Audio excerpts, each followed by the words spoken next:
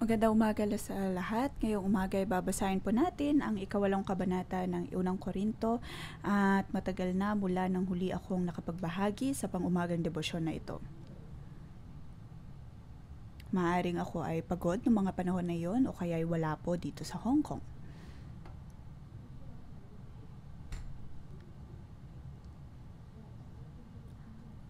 Lalo na kung kinakailangan kong magkaroon ng following God filming sa parehong araw, kung kaya naman pinapangalagaan ko din ang aking enerhiya at kalakasan. Ngunit ako ay natutuwa na makapagbahagi muli at manang maliwanagan ng lampara na nagmumula sa Diyos. Ito ang pagkakatawag ng Diyos sa atin pong lahat. Sa higit po nating pagdalo ng pang-umagang debosyon, mas marami din po tayong matatanggap mula sa banal na Espiritu. Upang makita po natin ang salita na nagmumula sa Biblia.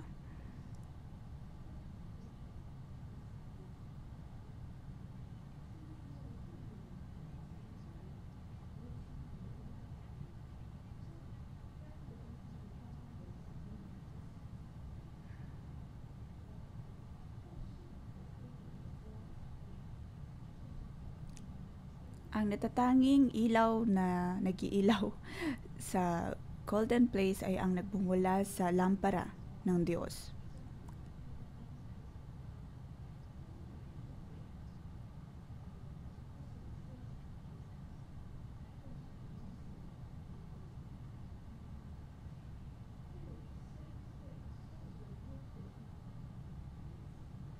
Ang insensong ito ay nagmumula sa Diyos at para din sa Diyos.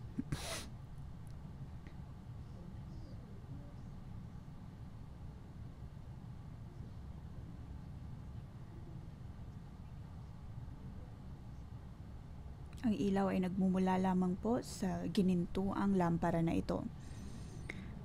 Kaya nga tuwing pang-umagang deposyon, tayo po ay dumudulog sa Diyos at tayo din ay nananalangin.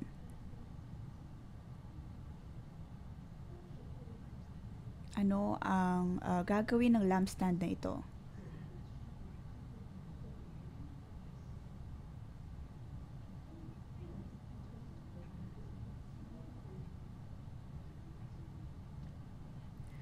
Sa pagpapailaw po natin ng lampara na ito, makikita at matatanggap po natin ang pahayag na nagmumula sa Diyos. Ngayon, ang mga pahayag na ito ay nagmumula din po sa showbread. Ang showbread na ito ay nagmumula sa salita ng Diyos. Upang matanggap po natin ang espiritual na pagkain at magpakabusog.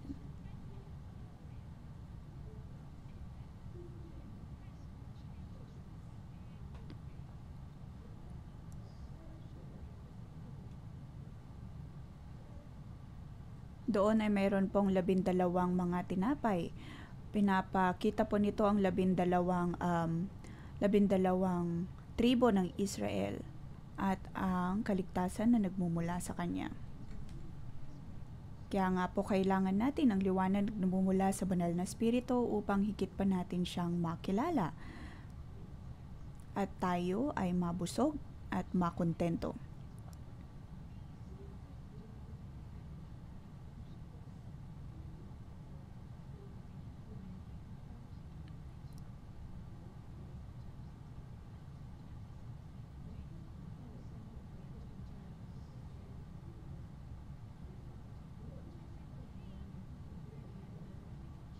Bago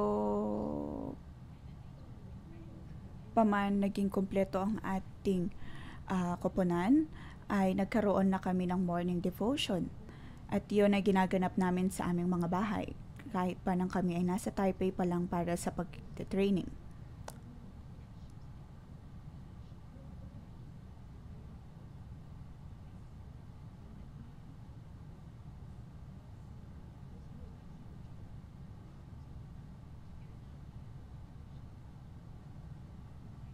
Bawat umaga ay mayroon kaming pang-umagang debosyon. At bago pa man nagsimula ang 611 ay sinimulan na po natin ito hanggang ngayon. At lagi po tayong sinasamahan ng Diyos. Patuloy po tayong pinangungunahan at ginagabayan ng Panginoon. Sa akin po itong sinasabi dahil sa nakaraang 25 taon, tayo po ay patuloy na nililiwanagan at pinatnubayan ng Diyos sa pamamagitan ng kanyang mga salita.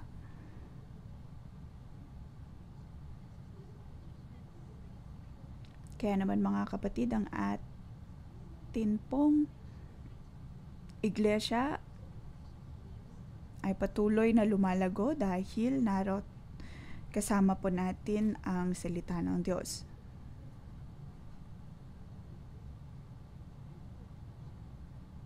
At sa atin nga pong mga pang-umagang debosyon,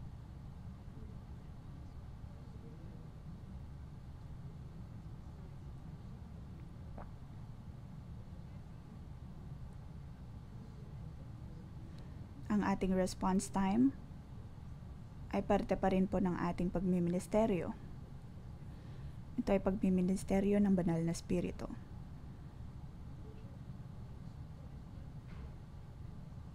Pagdating sa mga tradisyonal na iglesia, pagkatapos ng pagtuturo ay doon na po natatapos ang kanilang iglesia. At walang pagmiministeryo ng banal na spirito.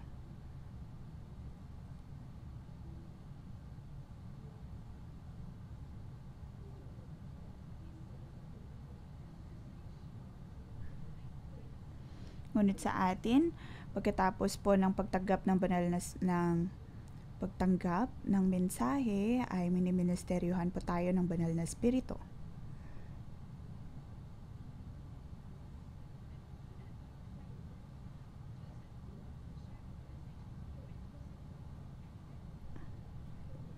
Alam po natin nung panahon ng Panginoong Jesus, matapos niyang magbahagi ng kanyang mga salita ay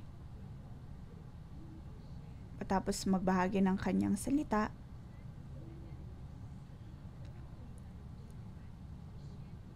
kanyang tinutulungan ng mga tao.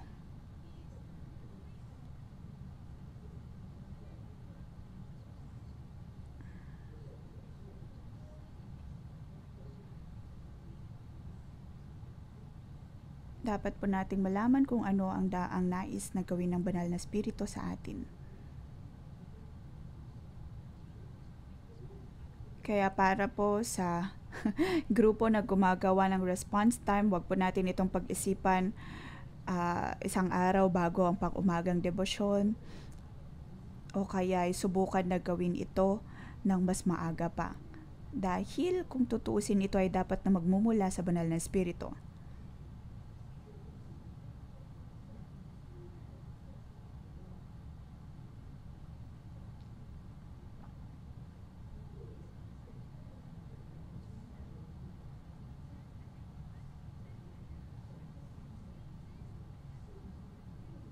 Sa ating pagdulog sa Diyos, hayaan natin na banal na spirito niya ang magpalakas sa atin at magsabi sa atin kung ano ang dapat nating gawin.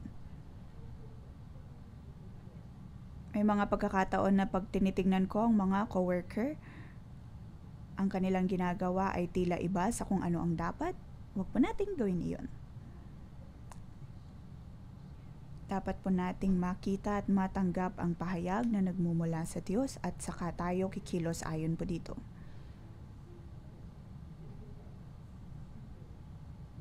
Ang ating puso, ang ating kaisipan ay dapat na maging bukas.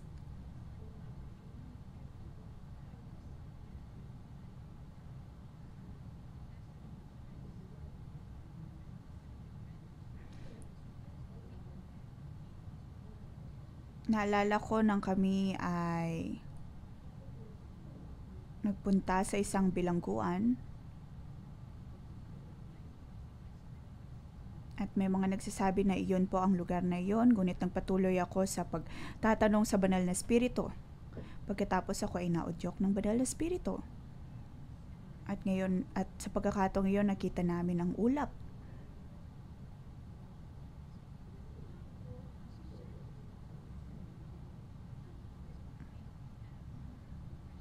At ngayon, binibigyan po tayo ng banal na spirito ng impresyon.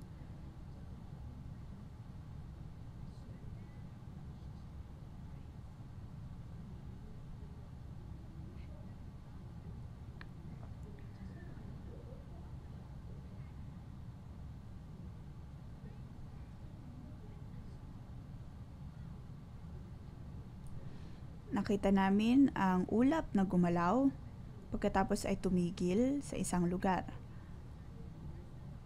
Kaya't sinabi ko sa mga kasama kong naroon, ang buong sasakyan ay puno ng sasakyan pagkatapos sa akin sinabi na yun ang lugar na yun.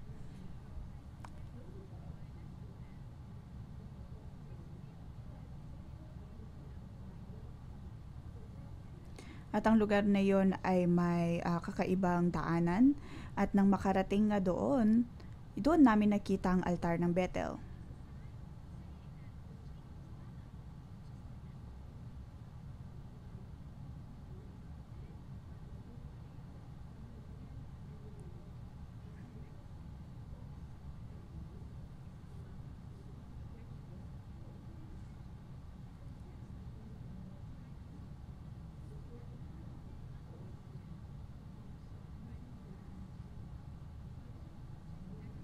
Ngayon sa mga nakaraang mga taon, mga dekada, tayo ay patuloy na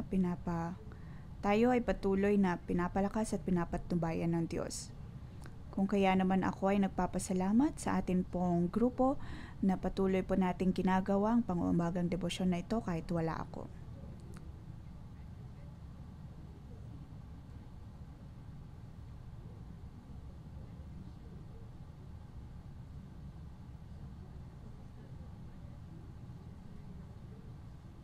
Kaya mga kapatid, dapat po nating malaman kung paano gawin ang response time.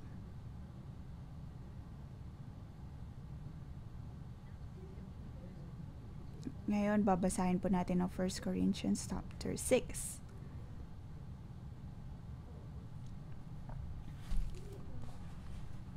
Ito po ay hindi mahirap na basahin.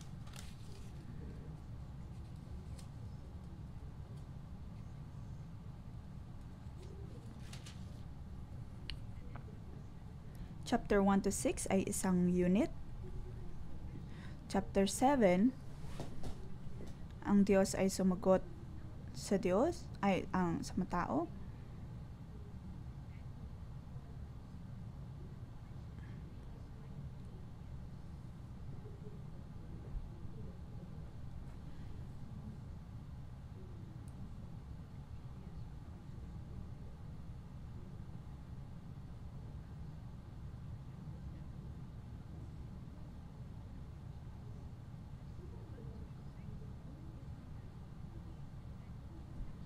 Ngayon, ang verse 1 to 6 ay tila introduksyon.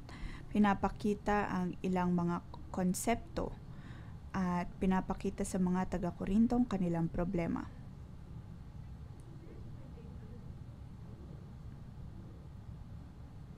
Mayroon silang problema sa verse 1 to 6 kung kaya naman sila ay humingi ng tulong sa verse 7.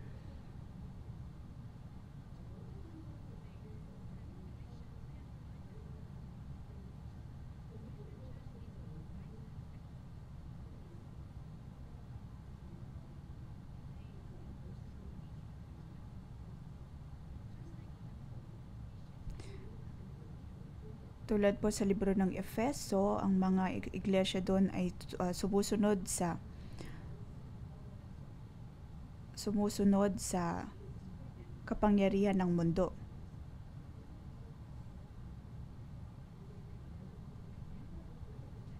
At napakaraming mga bagay ang hindi nila maunawaan.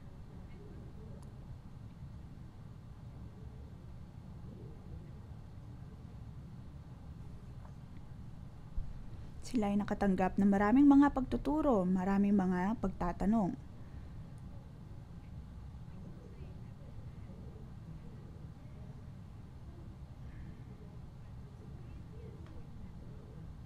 Kanilang sinasabi na ang Korinto ay mayroon pong mga problema.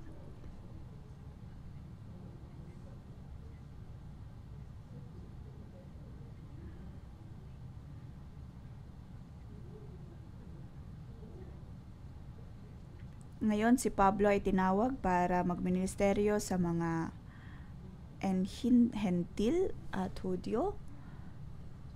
Si Apollos ay para sa mga taga-Griego.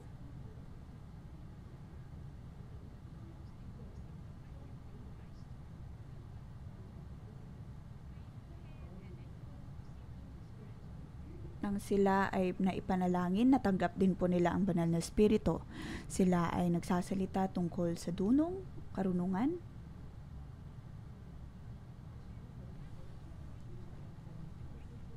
nais niyang tulungan ng mga Grego na makalabas sa kanilang kultura at tulungan na mas tanggapin kung ano man ang itinuturo ng ayon sa pananampalataya.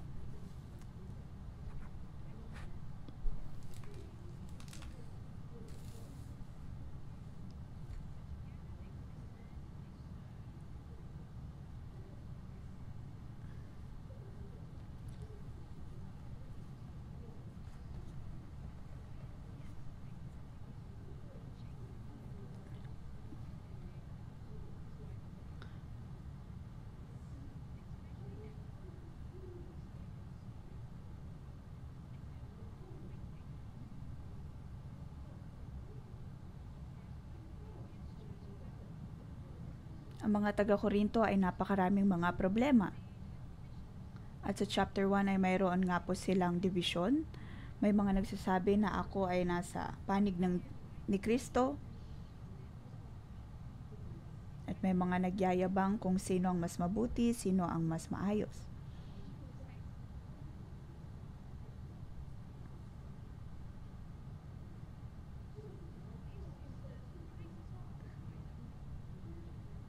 Ngayon ito ay krisis na nagmula sa makamundong kultura, lalo na pagdating sa pangangalunya.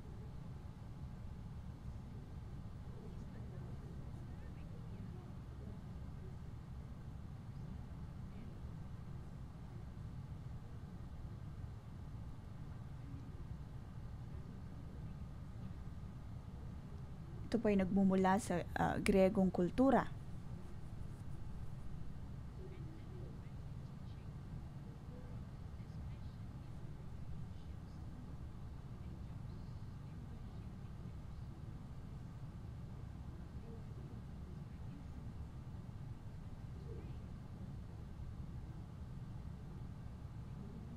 Naway tulungan po tayo ng Diyos dahil hanggang ngayon ay ganito din po ang kalakaran.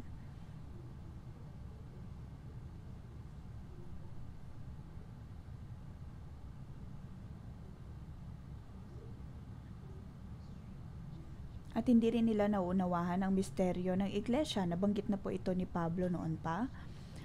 Kanyang sinasabi na kanyang itinuturo ang misteryo ng banal na espiritu o kaya ni Kristo at hindi po ito mula sa isang huwad na pagtuturo.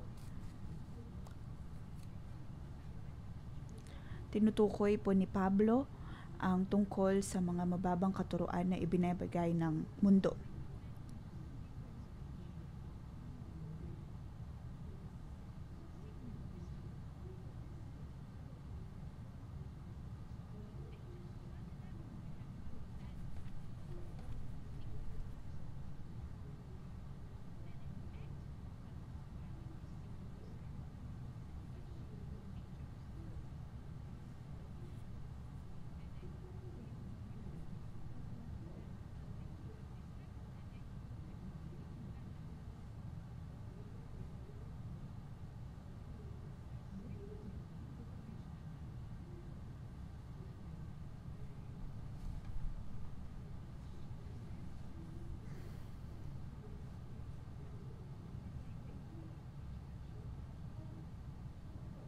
Kahit na ginagawa po nila yon sa iglesia,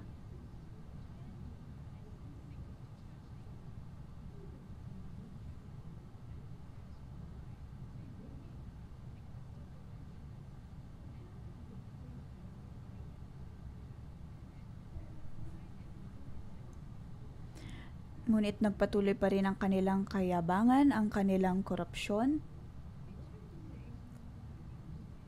At sa chapter 6,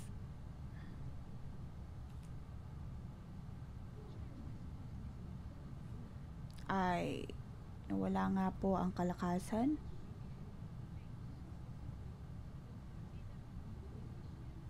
Kanila pong sinasabi dito na ang iglesia ay ang puno ng lahat ng bagay.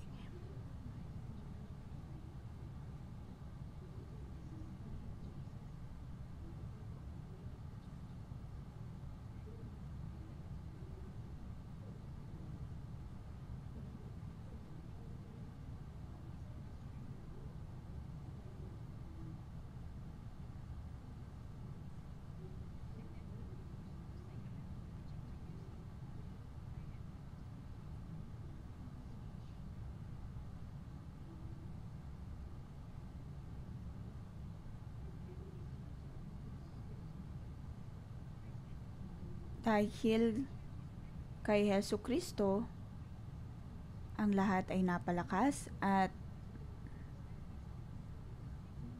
patuloy na pinapalakas ng Diyos. Mga kapatid, dapat po natin itong malaman at maunawaan.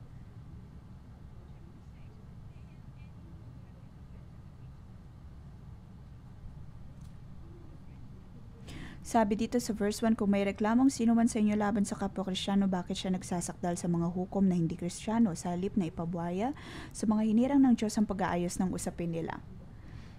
Hindi ba ninyo alam ng mga hinirang ng Diyos ang hahatol sa sanlibutan? Kung kayo ang hahatol sa sanlibutan, hindi ba ninyo kayang hatulan ng ganyang kaliit na bagay? Hindi ba ninyo alam na hatulan natin ang mga anghel? Gaano na lang mga bagay na may kinalaman sa buhay na ito?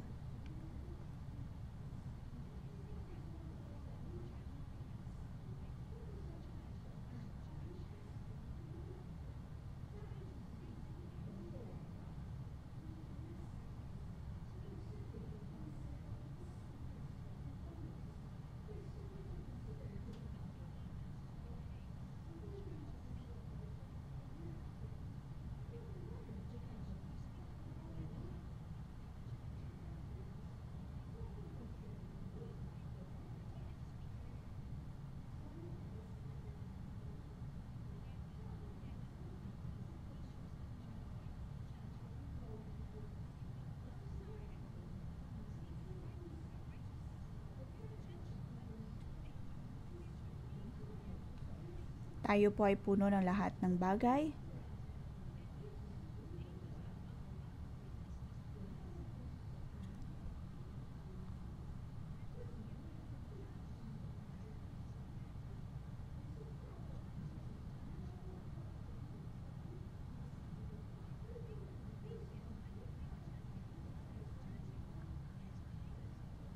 Bilang mga Kristiyano, dapat po tayong tumutugon sa otoridad na nagmumula sa Diyos at nagmumula sa Iglesia.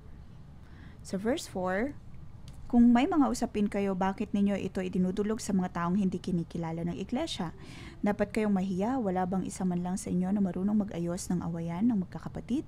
Bakit nagsasakdal kayo sa hukuman, kapatid laban sa kapatid at sa harap pa naman ng mga hindi mananampalataya? Ang tinutukoy po dito ay mga tao sa labas ng Iglesia.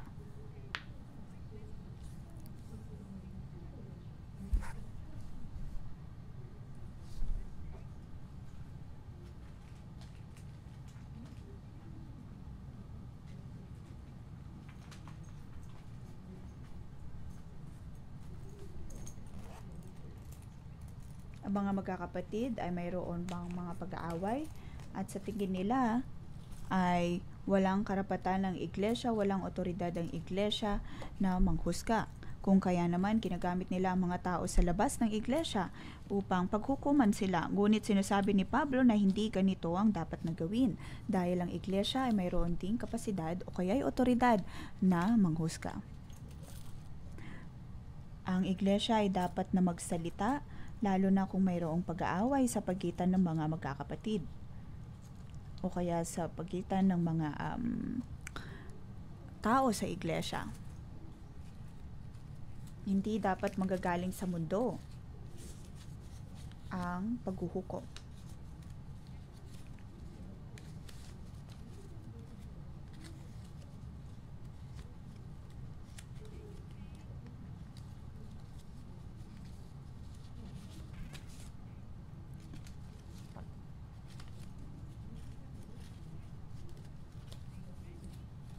May mga kapatiran na nagkakaroon ng problema, nasaktan sila, may mga utang, gumawa ng negosyo ng magkasama, pagkatapos ay ano na ang gagawin kung ganito nga ang nangyari.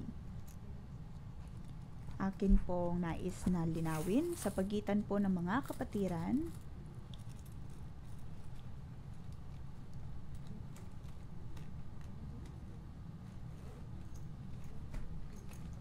Hindi po dapat tayo nagpapautang o kaya ay maging sangkot pagdating sa pera. Halimbawa, ako ay may mortgage at mayroong negative equity. Pagkatapos ay kukunin na ng bangko ang bahay.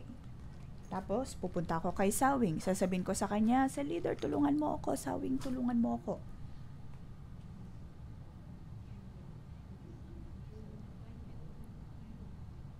Maaari mo ba akong pahiraman ng pera para matustusan ang problemang ito?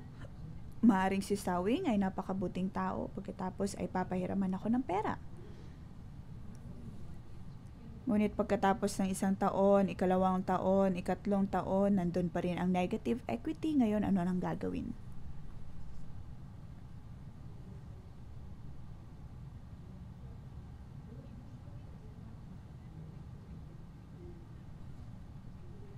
Kung hindi ako tutulungan ni Sawing, maaaring makuha ang aking tahanan. Maaaring nagtatanong tayo, 'di ba mga kapatid, dapat po tayong nagtutulungan, ngunit ito ay isang napakahirap na katanungan. Hindi po dapat tayo nagpapahiram o kaya nagpapautang ng pera.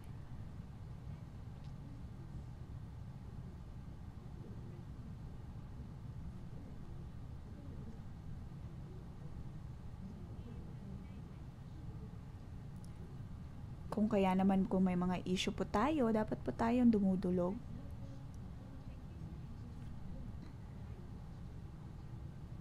sa Diyos. Ito ay dapat na masolusyonan sa loob ng iglesia at hindi na kailangan pang lumabas pa.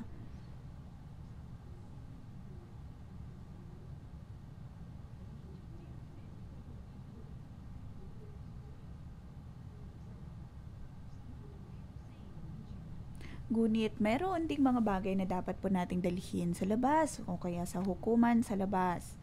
Katulad ng pag-aabuso ng pamilya. Dahil kung hindi, tayo po ang magiging responsable.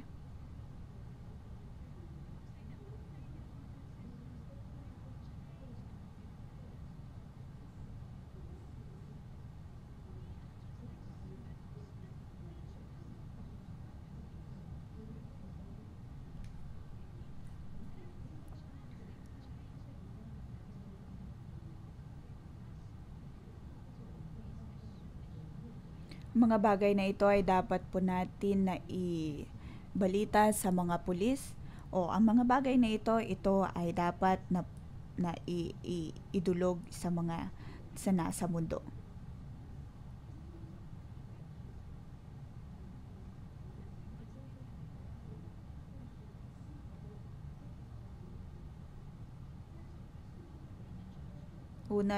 Una sa lahat, sa loob po ng iglesia, hindi po dapat tayo nagpapautang o kaya ay nangungutang.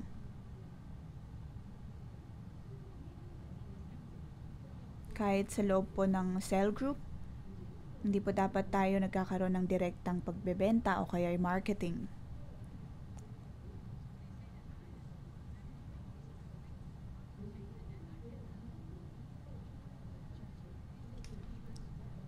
Maaring may mga nagsasabi na, hindi, ito ay parte ng aking pagpapala.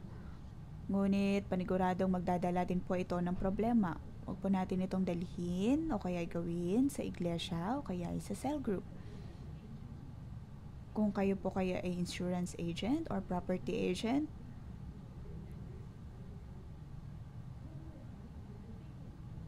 huwag po dapat nating ibinibigay ang ating name card, business card. Dapat po tayong maging maingat.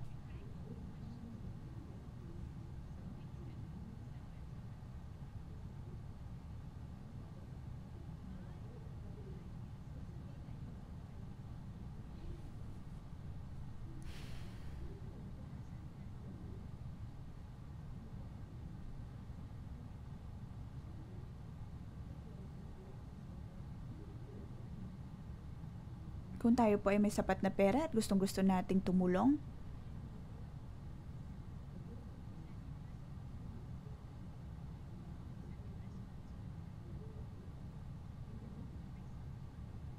ito po ay investment.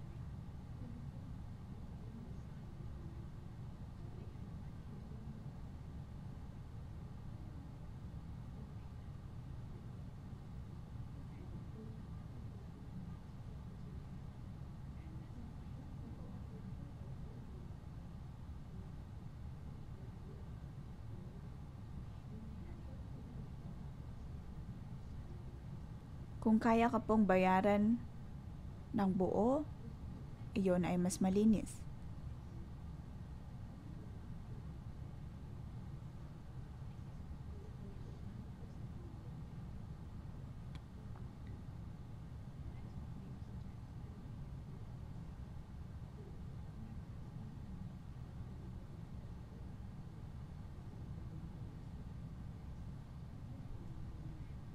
Ang prinsipyo po natin ay ang hindi humiram ng pera o kaya ay magpautang ng pera.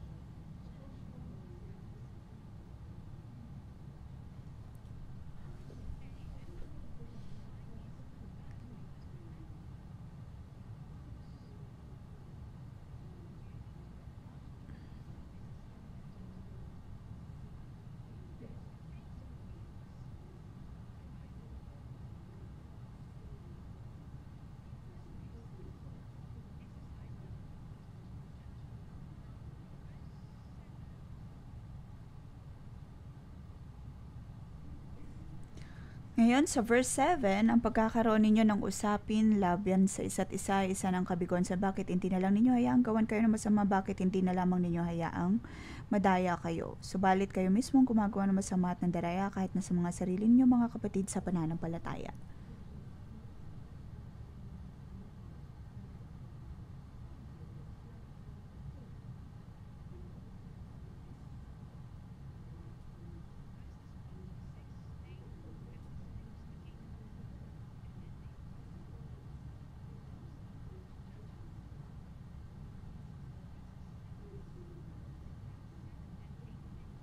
Verse 6, 7, and 8.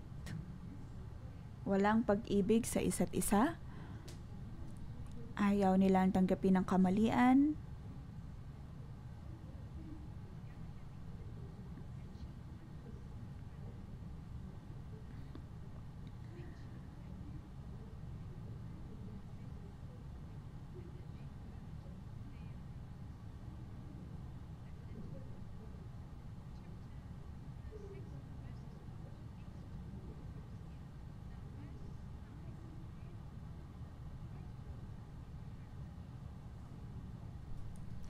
Verse 9, hindi ba ninyo alam na ang mga makasalanan ay walang bahagi sa karya ng Diyos?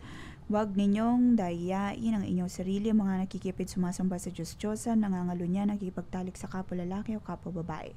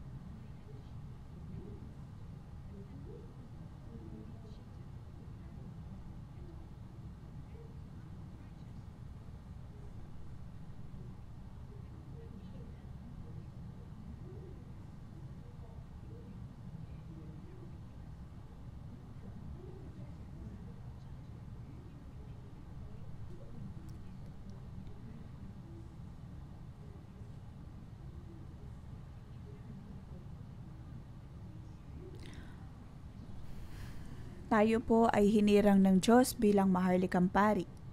Kung kaya naman dapat po tayo maging responsable.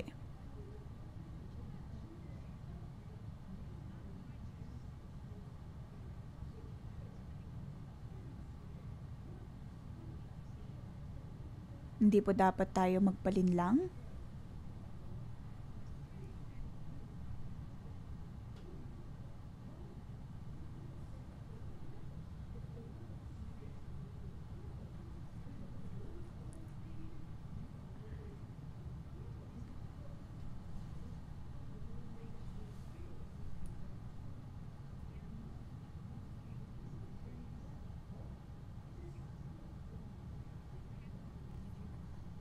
Dito nabanggit din po ang mga may kinalaman sa prostitusyon sa templo.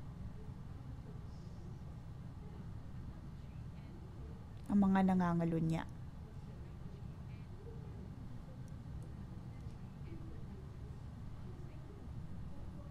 adultery at idolatry.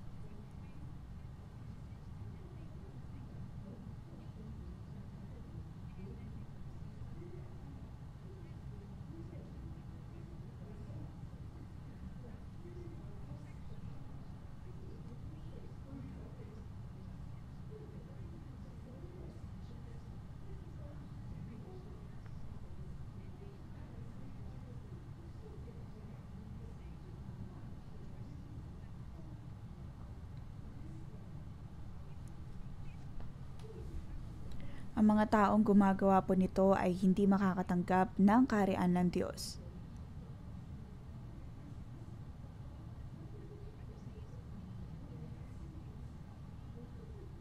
Tayo po ay hinirang na ng Diyos bilang kanyang maharlikang pari at dapat po natin itong matanggap ng buo at mamuhay ayon dito.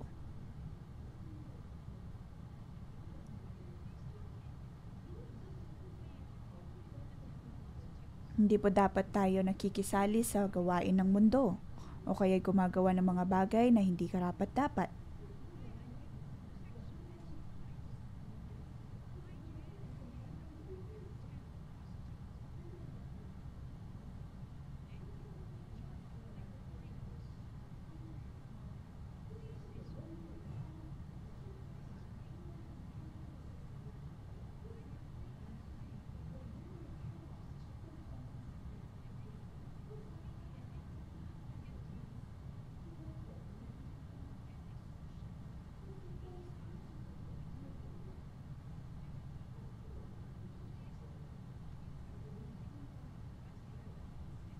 Verse 11, ganyan ang ilan sa inyo noon, subalit kayo pinatawad na sa inyong mga kasalanan at ginawa na kayong banal ng Diyos, pinawalang sala na rin kayo sa pangalan ng Panginoong Hesukristo at sa pamamagitan ng Espiritu ng Diyos.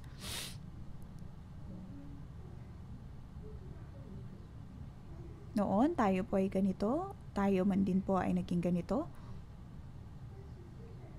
Ngunit ngayon, ayon sa banal na Espiritu at ayon kay Hesukristo, tayo po ay napalinis.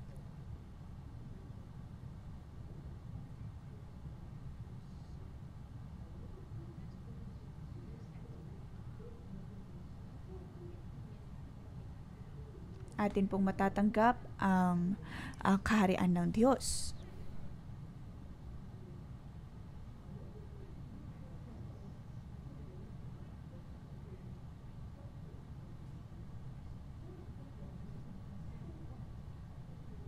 Ngayon sa verse 12 at 13, may mga magsasabi, malaya akong makakagawa ng kahit anong, ngunit ang sagot ko naman ay hindi lahat ng bagay nakakabuti. Maaari ko rin sabihin, maaari akong gumawa ng kahit anong, ngunit hindi ako magpapaalipin sa anumang bagay. Sasabihin ba naman ng ibang mga pagkain ay para sa tiyan at ang tiyan ay sa mga pagkain? Totoo iyan.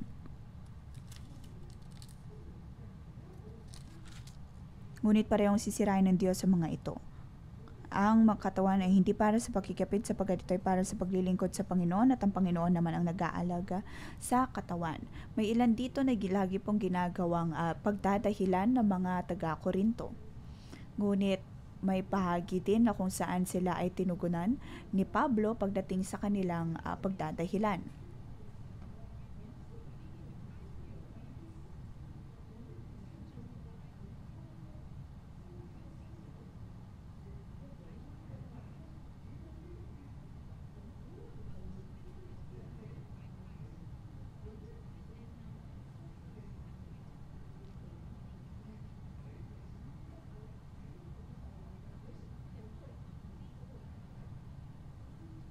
Ang ating katawan ay maaaring nakabalik na sa Diyos, ngunit maaaring may bahagi din po sa atin na naroon pa rin ang korupsyon. Ngunit ang lahat ng bagay ay para sa Panginoon.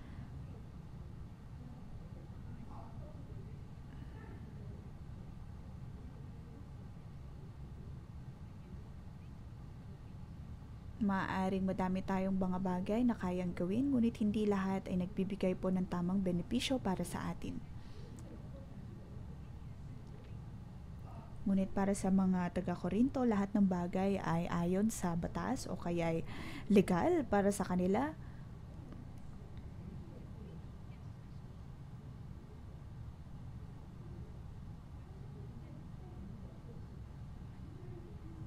Ngunit wag po nating hahayaan na kahit paligal ang mga to, hindi ibig sabihin na ito ay tama.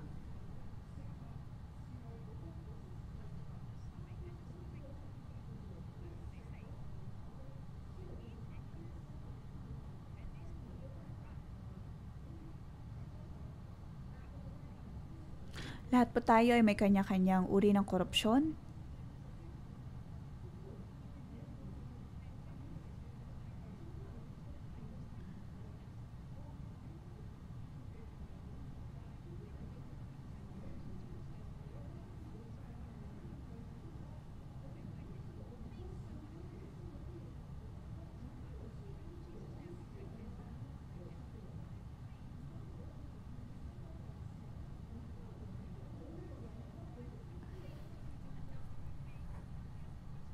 Sa mga taga-Korinto, may mga nagsasabi, bakit hindi ako maaaring magkaroon o makipangalunya? Ngunit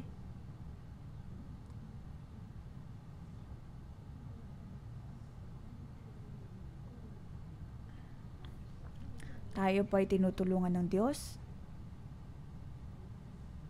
at siya ang nagpapalakas.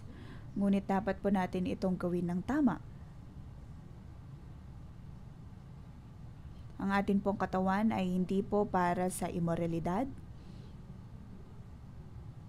Bagkus ang atin pong katawan ay para sa ikapupuri ng Diyos.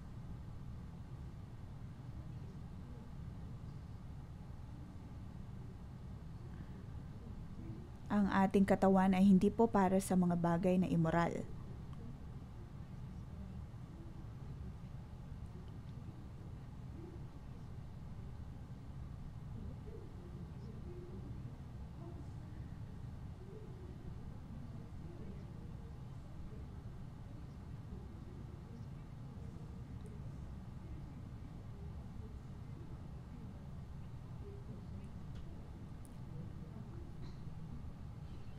At sabi nga po sa verse 14, muling binuhay ng Diyos si Jesucristo at tayo man ay muling bubuhayin sa pamamagitan ng kanyang kapangyarihan.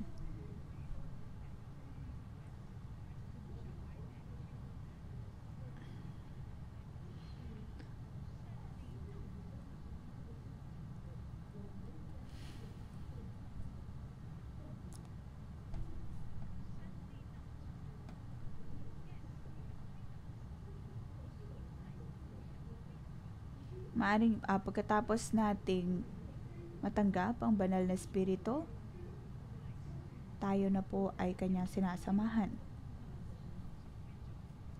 Kung kaya hindi po dapat tayo nakikibahagi sa mga bagay na immoral o kaya hindi tama.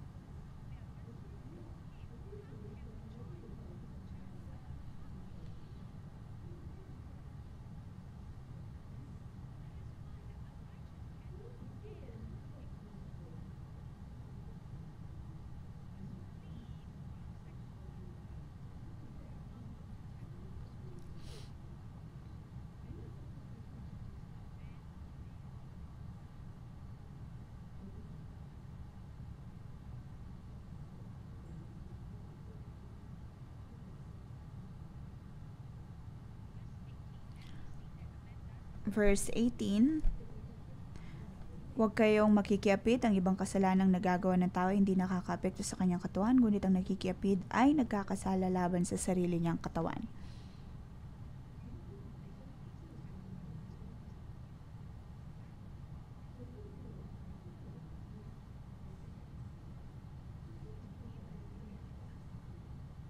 Ang Diyos ay nabubuhay po sa atin at dapat po natin siyang purihin ayon gamit ang ating buhay. Ang atin pong katawan ay para sa Diyos.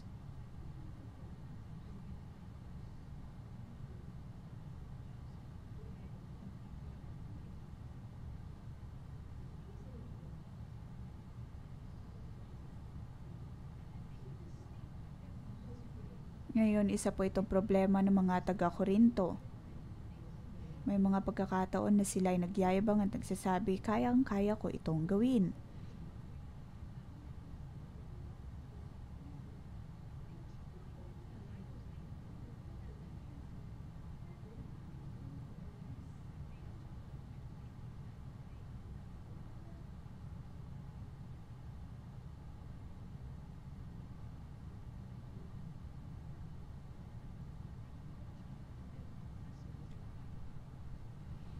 Ngunit sa loob-loob nila sila ay gumagawa ng kasamaan, pag-aakala nila ay sila ay mabubuti.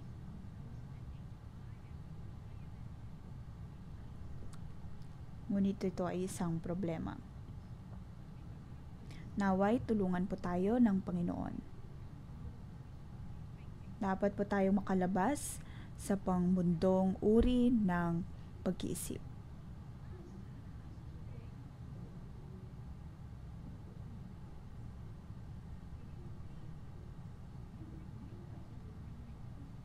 Dapat po tayong makalabas sa pangmundong kaisipan.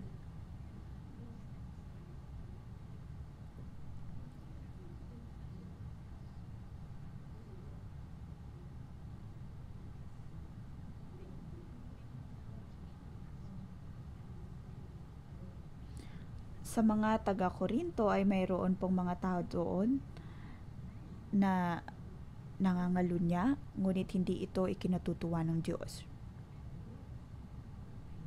Naway hindi po tayo magkompromisa pagdating sa ating pananampalataya. Kung mayroon po tayo mga pangangailangan, ang dapat nating puntahan ay ang Diyos at ang mga otoridad na mayroon tayo sa iglesia. Ngunit totoo din na kailangan nating gawin ang ating responsibilidad bilang parte ng komunidad. Ngunit sa loob din ng iglesia, dapat po nating gampanan ang ating tungkulin. At bilang mga otoridad sa iglesia, dapat po tayong magsikap.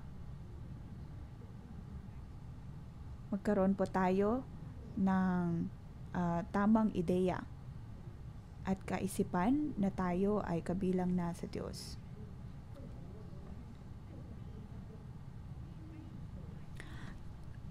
Tayo po ay kasama ng Diyos. Ito po ang ating espiritu. At sa paglakad po natin sa mundo,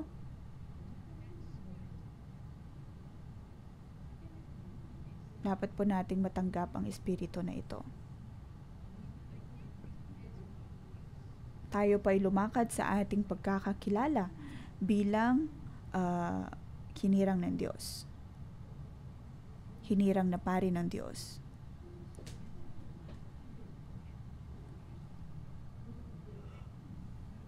Ito po ang isang bagay na dati nang inihanda ng Diyos bago pa man niya nalikha ang mundo. Tayo po ay kanya nang pinili.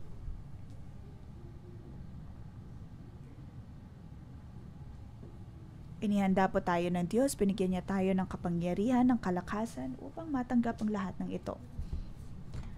Kahit ano pa pang mga bagay na ating idudulog sa Diyos ay kanyang gagabayan at pagpapalain. Dapat po tayong lumakad ayon sa kanyang kalooban.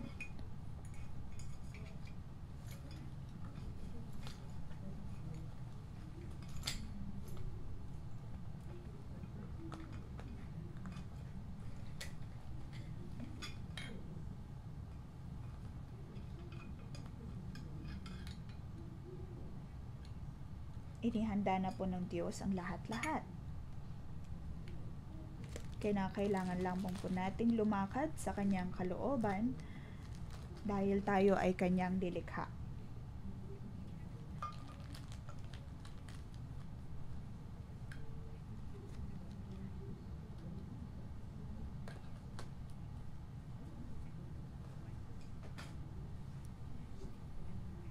Ang lahat ay nagmumula sa Diyos at ininihanda na ng Diyos. Hindi po natin kailangang isipin, ano ang dapat nating gawin dahil dati nang inihanda ng Diyos ang lahat.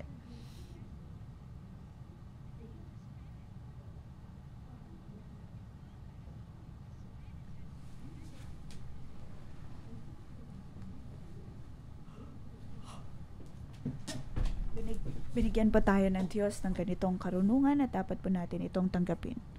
Naniniwala ko na ang Diyos ay narito, saan man ako mapunta ang Diyos ay narito.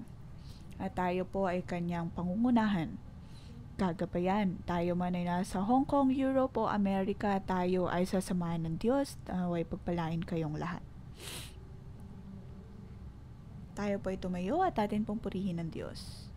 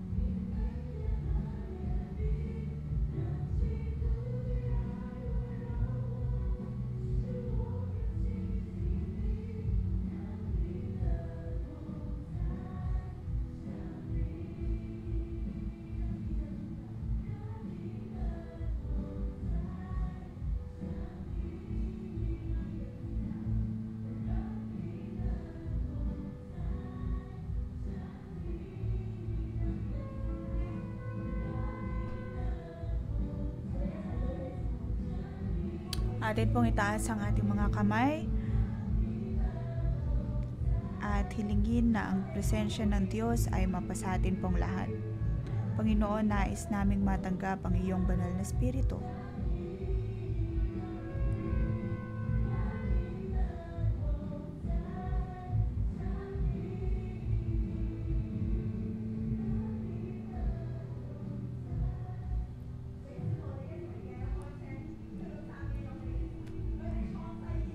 Mga kapatid, buksan po natin ang ating mga bibig at tayo ay atin pong purihin ang Diyos. Tayo ay kanyang pinili.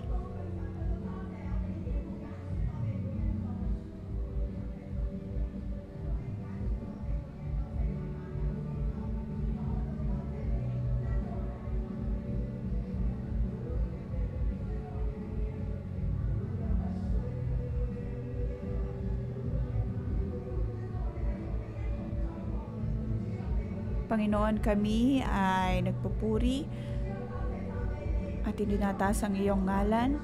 Panginoon, kami nagpapasalamat sa iyo at nagpupuri sa iyo. Noon, O Diyos, kami ay mahina,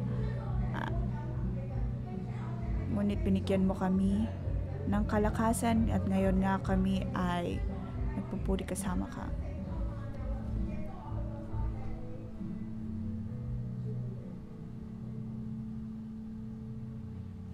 Panginoon, ang iyong banal na espiritu ang siyang nagpapalakas sa amin, sabi sa verse 1.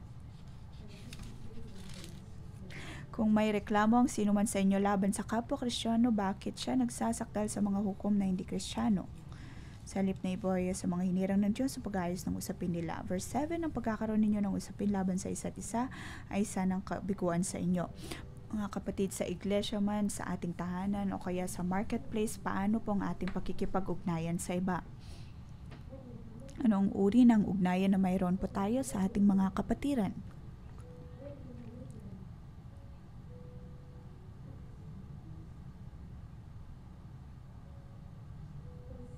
Tayo po ba ay nakikipagbangayan at hindi tinatanggap na tayo ay may kamalian din?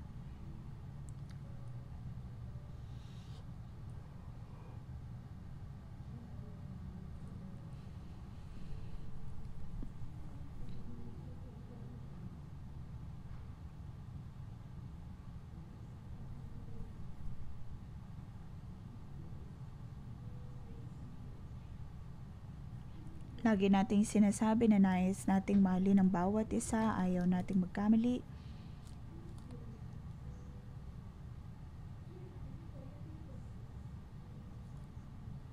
Ngunit dahil sa maliliit na mga bagay, naroon na nakikipaglaban tayo at inaatake ang bawat isa dahil ayaw na tayo ay mamali. Ayaw natin na magawan tayo ng mali ng iba o kaya mapagsinungalingan. Kung kaya lagi tayo nagsasabi ng hindi, ito ay aking karapatan. Ngayon, pinapaalalahanan po tayo ng banal na espiritu. Naway liwanagan tayo ng banal na espiritu sa pagkakataon pong ito. Maaring ito ay iyong kapamilya o kaya ay mga kaibigan, mga tao na ikaw ay mayroong kaugnayan. Mga coworker o kaya sa inyong department, ganito po ba tayo makipag-ugnayan sa iba? Na puro pag-atake lamang ang ginagawa sa bawat isa. Ayaw ko sa kanya, ayaw ko sa taong ito, hindi ko siya matanggap dahil para po sa atin, tayo ay ginagawa ng mali.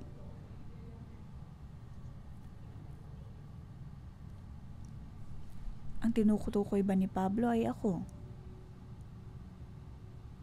Kaya naman po sa harap ng Diyos, naway magliwanag ang Diyos sa atin pong mga buhay.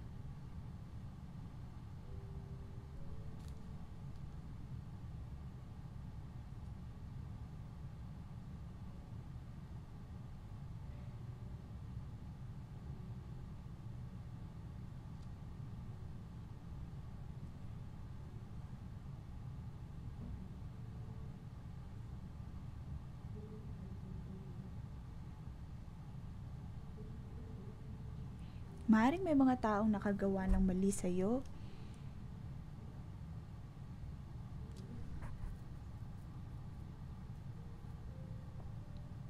Naway buksan po natin ang ating mga bibig at sabihin sa Kanya na naway tulungan po tayo.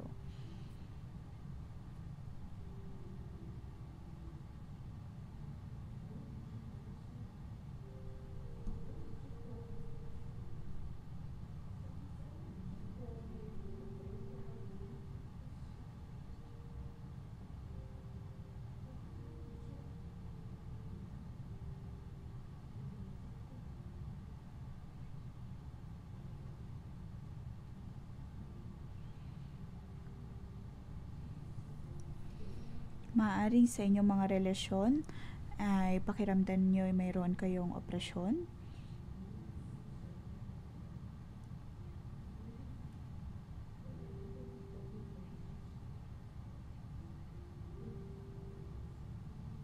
Buksan po natin ang ating mga bibig at sabihin sa Diyos.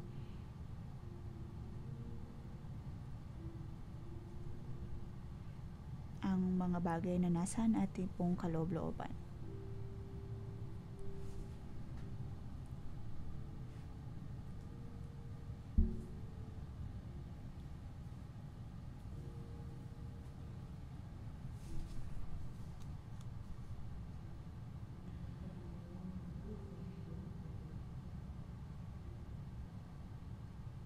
Kung ikaw po ay coworker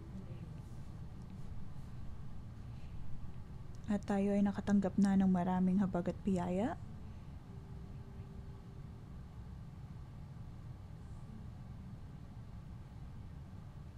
atin po sinasabi, relationship before ministry, grace before truth. Ngunit kailangan po tayo magkaroon ng determinasyon sa harapan ng Diyos.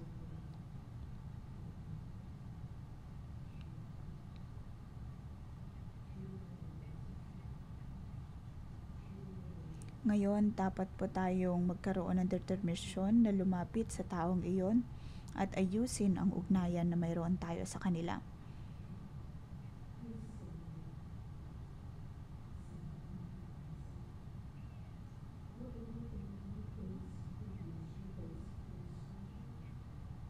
Maging determinado na tanggapin ang bawat isa, pagpatawad, magkaroon ng kapatawaran.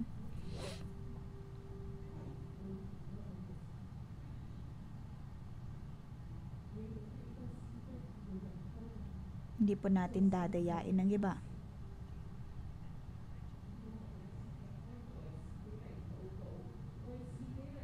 Buksan po natin ang ating mga bibig, ating ipanalangin ang ating mga sarili.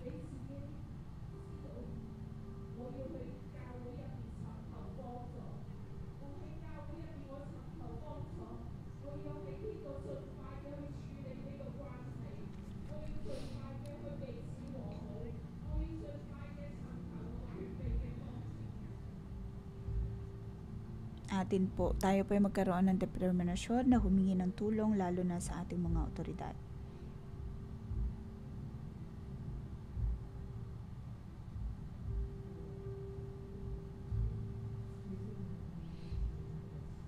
Panginoong Yesus, sa kami ay dumudulog sa iyo, ako ay nagpapasalamat sa iyo.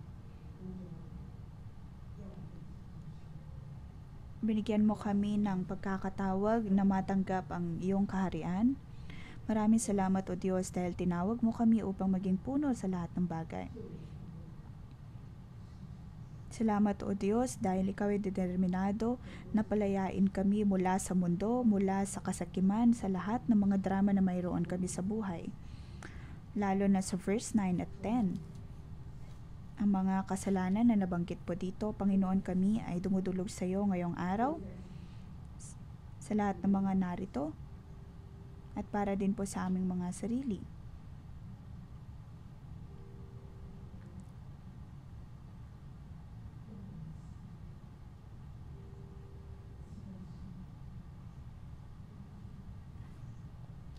Banal na Espiritu, tulungan mo kami upang ang amin pong mga kaisipan, ang aming mga mata, ang aming mga bibig, ang aming puso,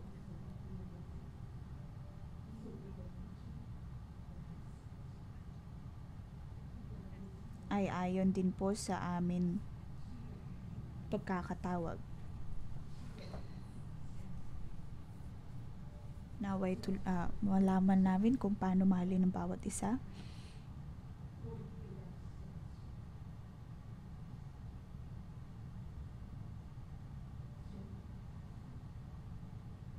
Panginoon, naway tulungan mo kami.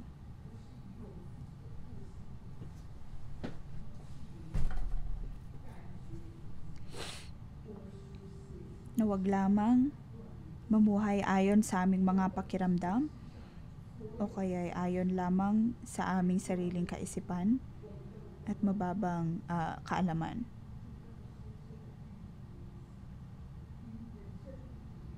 Panginoon, ang nais namin ay ang maging isa sa iyong katotohanan. Panginoon, tulungan mo kami.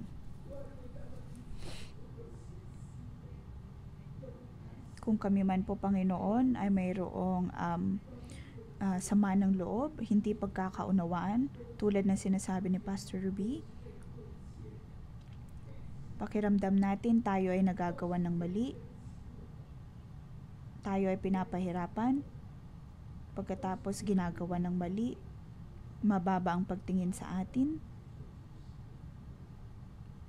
Panginoon, sinasabi namin po sa iyo, naway patawarin mo kami.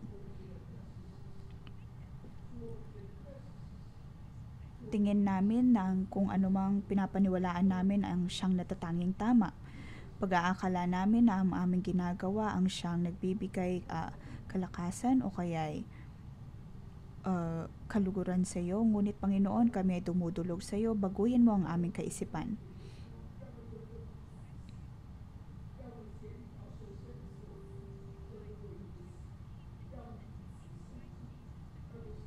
Naway mapanatili namin ang pagkakaisa na nagmumula sa iyo, ang pag-ibig na nagmumula sa iyo at hindi huhusgahan ng bawat isa.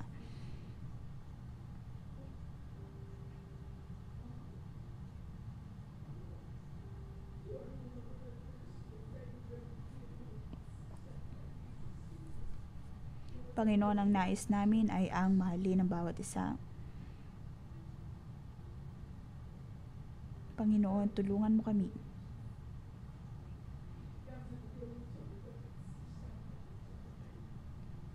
Kung pipiliin namin, O Diyos, na magkaroon ng kapayapaan, paniguradong ang buong iglesia din ay magkakaroon ng magandang pagkakaisa. Matututong mahalin ng bawat isa.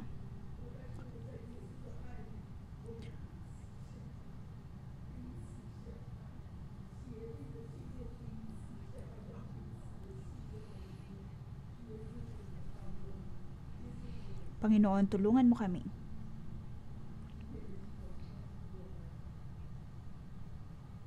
Ngayon, sa salita ng Diyos, ito po ay nangungusap sa atin.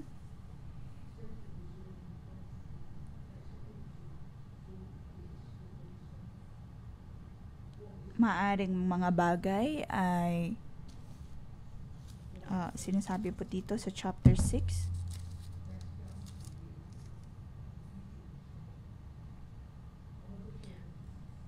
Malaya tayo makakagawa ng kahit ano, ngunit hindi lahat ng bagay ay nakakabuti. Ngayon, naway punuin po tayo ng banal na espiritu.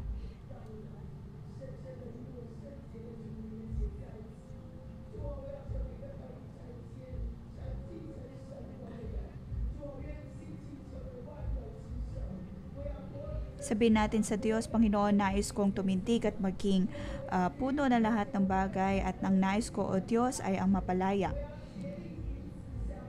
Ayaw na namin, O Diyos, na manatili o kaya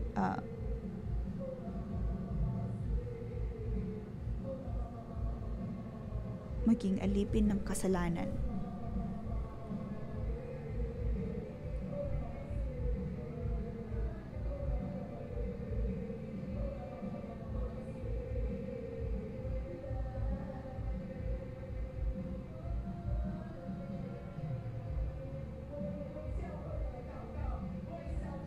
Atin din pong ipanalangin ang iglesia.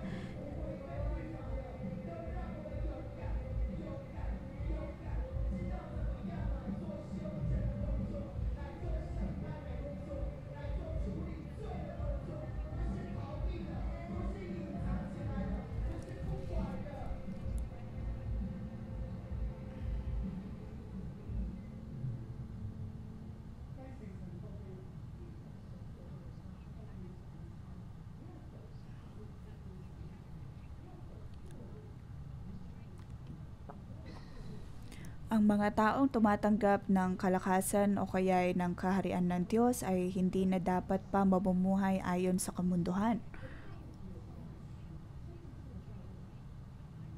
Mayroon lamang pong isang daanan at iyon ay daan na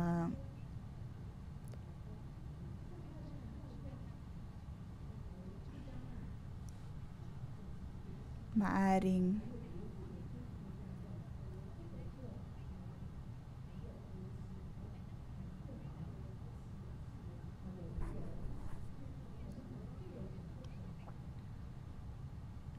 maaari sinasabi natin tayo ay malaya at kaya nating gawin ang kahit anumang bagay.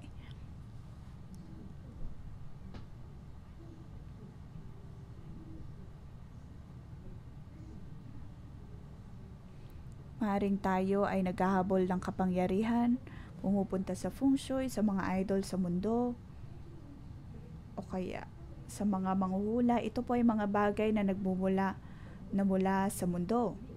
Ngunit ngayon tayo po ay tinatawag na parte ng Diyos. Tayo ay isa sa Kanya. Dapat po tayong tumindig bilang mga pinili ng Diyos. Atin pong ipikit ang ating mga mata.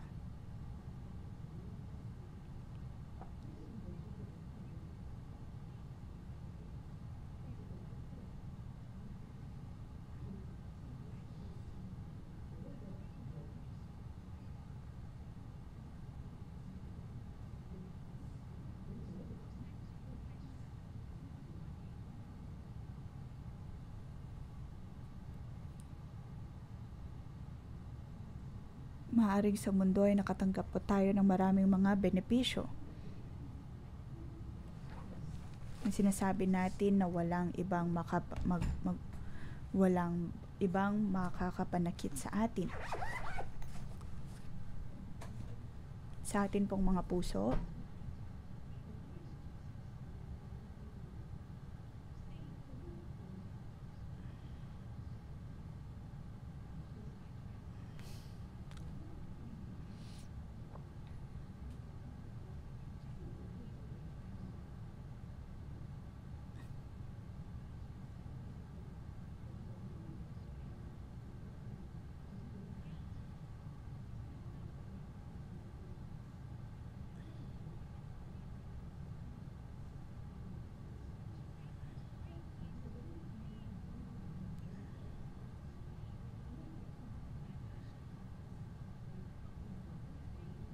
tayo ay lumakad ayon sa kalooban ng Diyos. Magkaroon ng sapat na pananampalataya. Manampalataya sa Diyos, manampalataya sa Iglesia. At lumakad ayon po dito.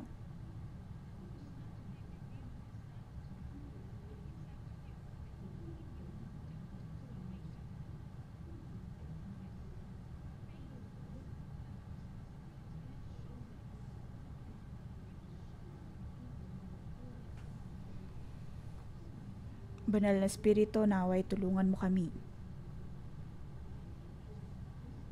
Ikaw, O Diyos, ay manatili sa amin. Ikaw ang aming Diyos. Ikaw ay kasama namin. Naway pagpalain mo ang bawat isa sa amin. Sa lahat ng bagay, ang bawat isa po sa amin ay magtatagumpay. Ikaw ay higit naming makikita, hindi kami tatakbo. Kaya hindi namin susundin kung ano man ang nasa mundo. Amin pong isinusuko ang lahat sa iyo. Panginoon, naway manatili ka sa amin. Nais po naming palayain ang lahat ng mga drama na ito na sa aming mga puso. Kami ay lalakad ayon sa banal na Espiritu, ayon sa puno ng buhay. Panginoon, tulungan mo kami. At tulungan mo nga po ang bawat isa sa amin na maging pari na kalugod-lugod sa iyo. Tulungan mo kami, O Diyos. Ito po ang aming panalangin sa ngalan ni Jesus. Amen.